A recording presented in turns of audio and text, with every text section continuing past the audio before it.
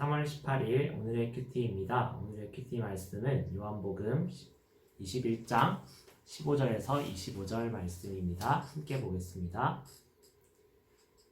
그들이 조반 먹은 후에 예수께서 시몬 베드로에게 이르시되 요한의 아들 시몬아 네가 이 사람들보다 나를 더 사랑하느냐 하시니 이르되 주님 그러하나이다. 내가 주님을 사랑하는 줄 주님께서 아시나이다. 이르시되 내 어린 양을 먹이라 하시고 또 두 번째 이르시되 요한의 아들 시몬아 네가 나를 사랑하느냐 하시니 이르되 주님 그러하나이다. 내가 주님을 사랑하는 줄 주님께서 아시나이다. 이르시되 내 양을 치라 하시고 세 번째 이르시되 요한의 아들 시몬아 네가 나를 사랑하느냐 하시니 주께서 세 번째 네가 나를 사랑하느냐 하심으로 베드로가 근심하여 이르되 주님 모든 것을 아시오매 내가 주님을 사랑하는 줄을 주님께서 아시나이다. 예수께서 이르시되 내 양을 먹이라.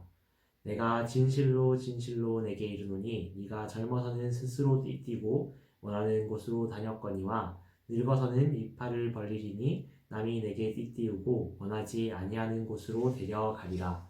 이 말씀을 하심은 베드로가 어떠한 죽음으로 하나님께 영광을 돌릴 것을 가리키심이로라.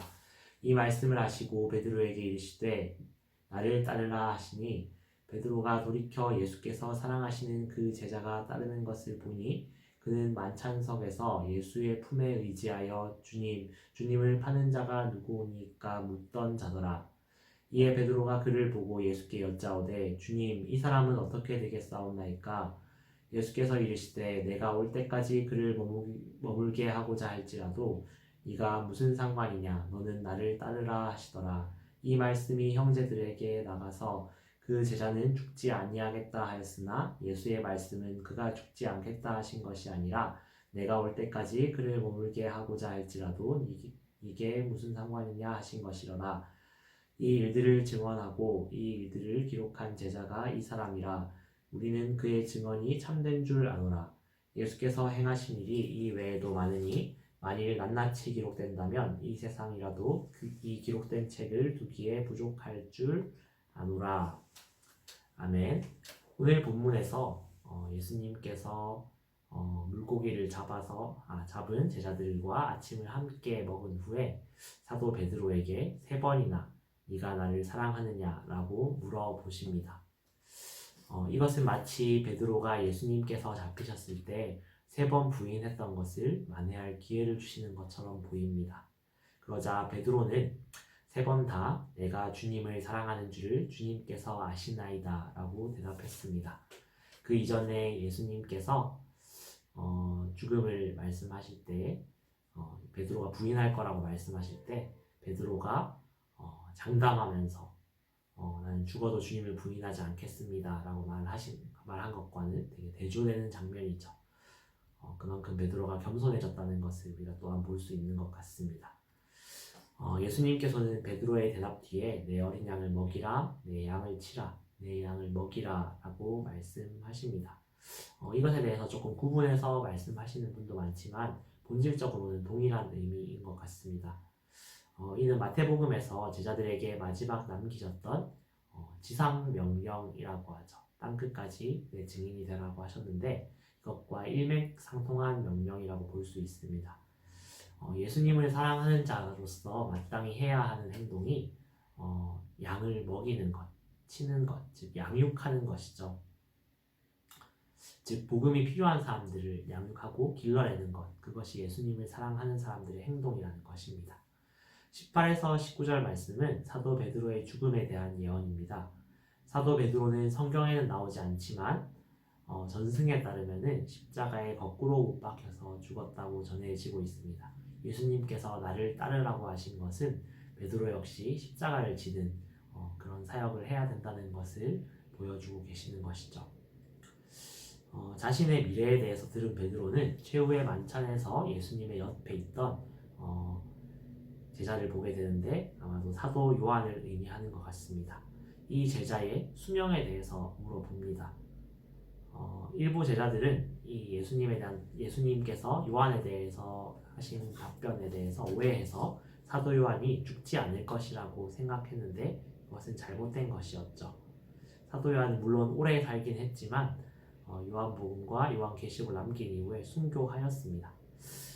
예수님께서는 만약에 사도 요한이 재림 때까지 살아있다고 하더라도 다른 제자들이 그것에 신경 쓰기보다 더 중요한 것들, 복음을 전하고 다른 사람들을 양육하는 것에 집중하기를 원하셨던 것입니다. 24절에는 이제 우리라는 표현이 나타나는데 이는 요한복음의 저자가 한 명이 아니라는 것을 보여줍니다. 물론 대부분을 요한의 증언이나 기록을 토대로 했더라도 적어도 최종적인 편집자가 있다는 것을 암시하는 부분으로 볼 수 있죠. 하지만 그렇다고 해서 그것이 요한복음의 권위나 요한복음의 진실성을 해치지는 않습니다. 24절에서 25절은 이 증언과 기록이 바로 예수님의 사랑하시는 제자 사도 요한에 의해 쓰였다는 것을 밝히고 있고 그가 이 책을 쓴 이유가 어떤 예수님의 기록을 모두 남기기 위한 일대기라든지 예수님의 기적을 부각시키기 위한 기록에 대한 이야기가 아니라 예수님의 복음을 전하기 위한 것이라는 것을 보여줍니다. 예수님께서 정말로 필요한 일들, 복음을 전하기 위해 필요한 일들을 했다는 것을 보여주고 있는 것이죠. 오늘 본문을 보면은 예수님을 사랑하고 따르는 자들로서 행동해야 될 모본을 보여주고 있습니다. 예수님을 사랑하는 자들이 해야 되는 것은 양을 먹이고 기르는 것입니다.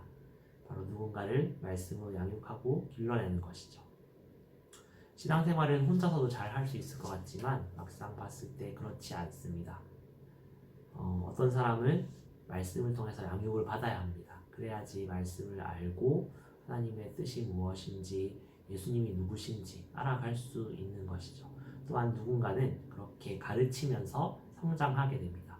이처럼 기독교는 또한 교회는 이 가르침과 배움이 항상 공존하는 곳입니다. 날마다 하나님께로부터 오는 말씀으로 스스로 가르침을 받으며 또 많은 사람들을 품고 가르치고 그들이 아프거나 힘들 때 위로할 수 있는 그런 신앙의 공동체, 사랑의 공동체가 되기를 소망합니다. 또한 오늘 함께 나누고자 하는 말씀은 내 구주 예수를 이라는 찬양입니다. 집리의 찬양인데요. 밑에 링크를 걸 테니 한번 같이 들으시고 또한 은혜를 나누기를 소망합니다. 감사합니다.